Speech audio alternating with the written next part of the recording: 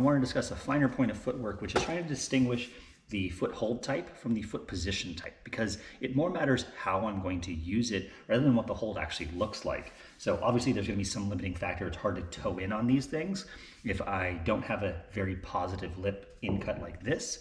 But the reality is I'm going to use this rather than as a smear, like it looks like, as an edge. There's just enough of a lip if I drive into this corner where it makes contact with the wall that I can press through. That's because if I do a smear, what ends up happening with my foot is I'm going to first dorsiflex my foot at the ankle. I'm dorsiflexing my toes back to get a little more coverage to drape across this.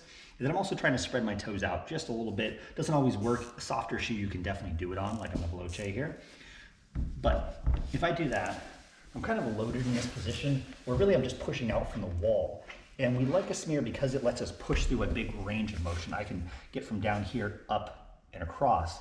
But what I really want to do in this position, rather than try to smear like this, which really just starts pushing me away from my start, is I want to edge.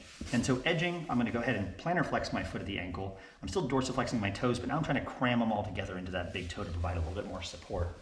So what this does is I'm really just driving my foot along here, and I don't get to move my leg much, but I don't have to move my body very far to make the next handhold. So it's a really stable position that drives me in the correct position.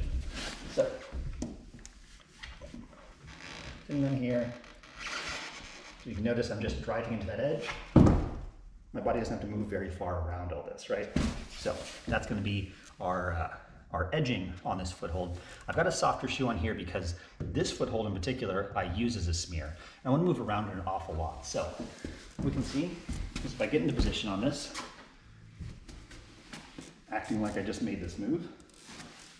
I pick this guy up, I'm draped across it to get a lot of contact with that rubber, and then I'm going to move around it an awful lot where I come from down here up. Actually. So that's going to be a pretty classic smear. I like a softer shoe, a less structured shoe, one with a bit stickier rubber to go across this to give me that good contact as I move around it. I wouldn't edge this one because I've got to move my body so far, but that edge likes a really stable platform to move between. So dead points, things like that. The smear, a little bit more dynamic, and when I've got to move around this foothold versus the edge on this, where I'm just driving into this very distinct lip of it and trying to press as hard as possible and maintain contact.